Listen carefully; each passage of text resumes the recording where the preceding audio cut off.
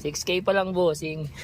So yan, good evening mga kadiskarte. Ito, may umabol pa sa atin na Toyota Revo. Papalitan natin ang unthreaded unit. Gusto ni bossing yung malaki daw. So pinakamalaki kakabit natin dito, 10 inches. Okay, tara. Yung pagbaklas lang yan, ito.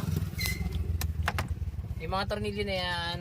Yung cellphone, baka pinamimigay din yan. Tignan natin. Joke lang. Ito, yan. Yung mga tornilyo lang pagkakalasin nyo. Tapos yung mga harness ng mga socket na yan. Okay, tara.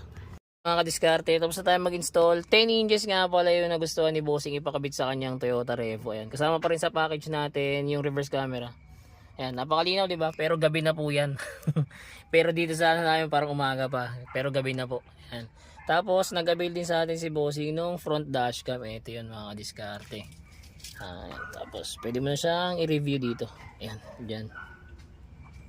Tapos pwede ka na rito mag-Waze, Netflix, YouTube, Google Maps. Meron na rin tong Apple CarPlay and Android Auto. Kaya sa mga gusto po mag-avail, drop message lang. Pwede na rin po siya sa TV Plus katulad nito. May TV Plus kasi yung dati ni bossing. So kinabit lang namin ulit siya. Ito, ayan. Paganahin natin.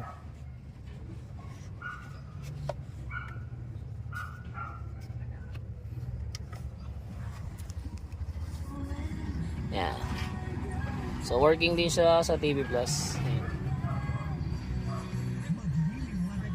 Ganun din, pag nag-reverse ka, automatic pa rin siya. Ayan. Sa mga gusto pong mag-avail, drop message lang. Don't forget to like and follow. Salamat!